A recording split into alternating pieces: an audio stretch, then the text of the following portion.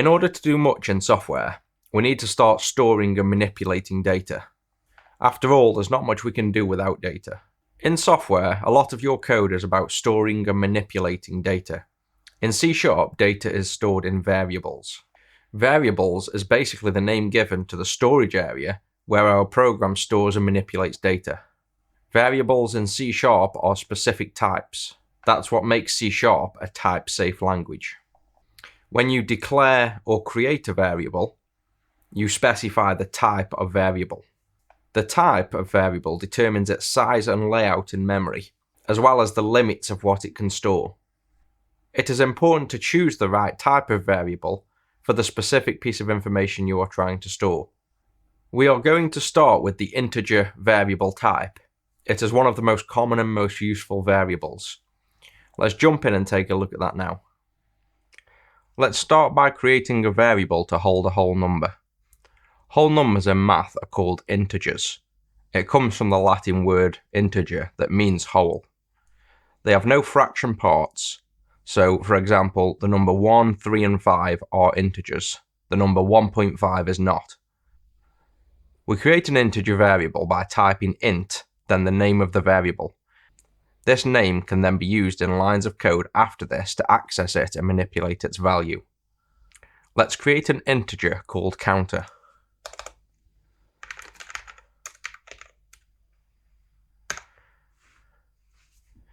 This is called declaring a variable.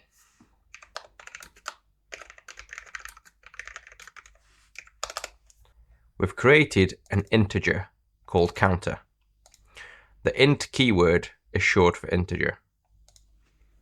We can now use this counter to store some information.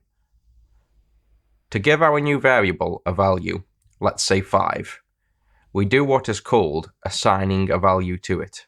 You assign values with the equals sign, like so. Notice that we do not place the word int in front of counter now. We only do that once when we are declaring the variable, which, if you remember, means to create the variable. Now it's created, we want to access it. To access the counter variable, we just type the name we gave it. Then we give that variable a new value of 5. We assign 5 to counter using the equals sign. The left side of the equals sign gets the value that's on the right side of the equals sign.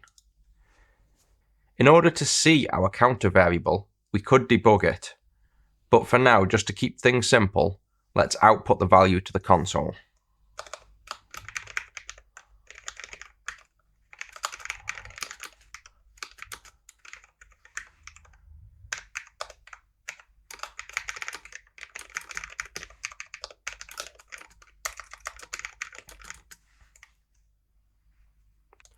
Don't worry too much about this line and how it works.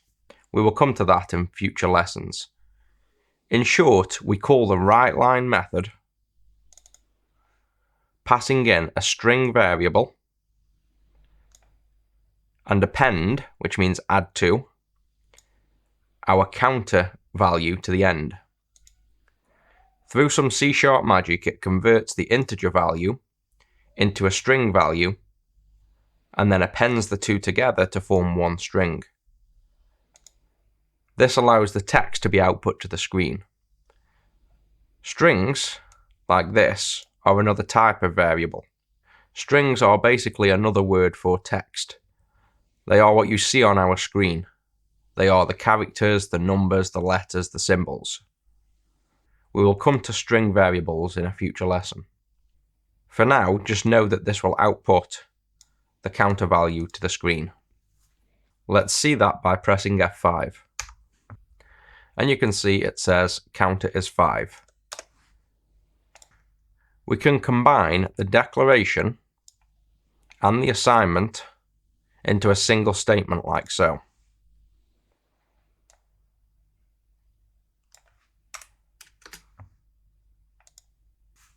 We declared the variable on the left side of the equals, and at the same time we assign the literal value 5 to the declared variable on the left.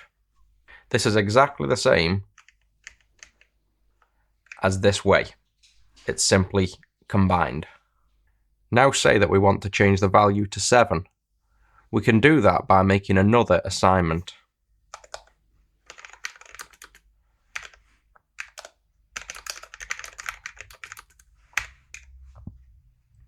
Another common action is to increase or decrease the value by a set amount. To do this, we can use an expression that takes the current value and adds to it, and assigns that new value back to the original variable. Let's increase the counter by 1.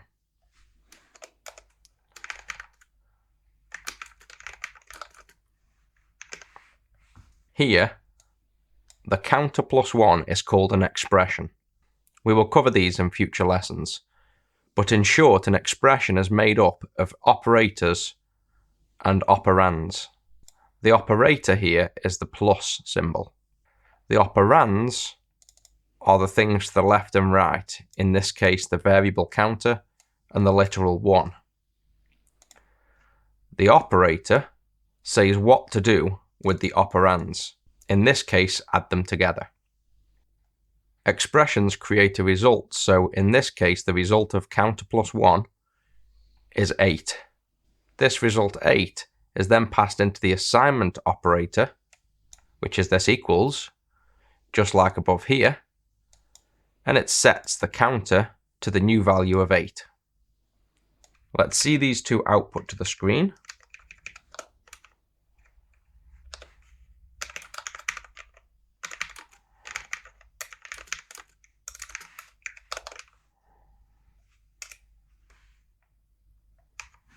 And press F5 to run. And we can see the counter is 5, then 7, and then 8. As before with the declaration and assignment combined statement, we can shorthand this specific operation of incrementing a variable by 1, like so.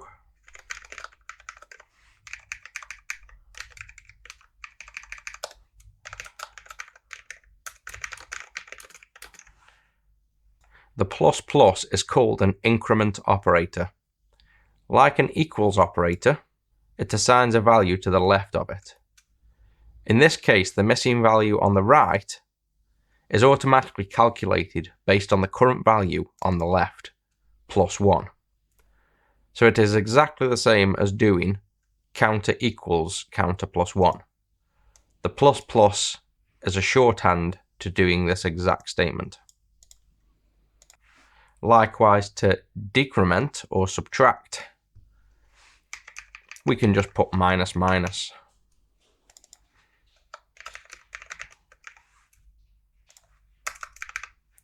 To reduce the count by 1. Let's see the results by pressing F5, and we can see that we get the 5, 7, 8, 9, and then the 8 for the decrement. So all is working as expected. Let's reiterate what we've just learned about integers. Firstly, we can declare an integer by simply specifying int and then the name of the variable. We can assign the variable a value by using the equals operator. We can do this at any point after the variable has been declared, and as many times as we want after that. We can output the value to the screen for quickly checking what the value is. We can make use of the current value of the counter to manipulate it by a certain amount, by either referring to the variable in an expression and manipulating it with a plus operator, or a shorthand increment operator, and we can decrement the value. Let's take a look at a few other operators just to see what else you can do. This time, let's multiply the counter by 3.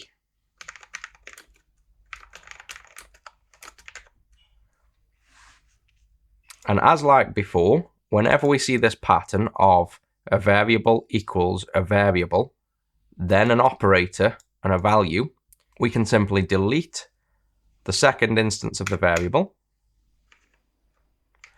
and move the operator to the opposite side of the equals sign.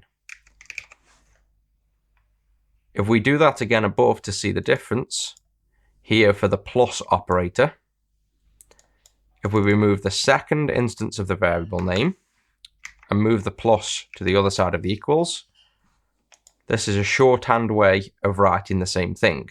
This is a third way of doing an increment value here. So in this case, we are multiplying the counter value by 3. And this is exactly the same as saying counter equals counter multiplied by 3. You can do it whichever way you like until you are comfortable that you understand what is going on. So many beginners like to stick with this very obvious and long written explanation. And once you are comfortable that you understand that placing the operator on the other side of the equals sign is the same, you can use the shorthand method. Let's output this to the screen to confirm. And we can see that the value is now 24, which is what 8 times 3 is. As well as the plus, the minus, and the multiply, there are various other operators that can happen, including division, which is like this. There is modulus, which is like this. And there are binary operators such as OR, XOR, AND, NOR, and various other operators. I won't go into detail about all of the operators for now, but here are a good few for you to see.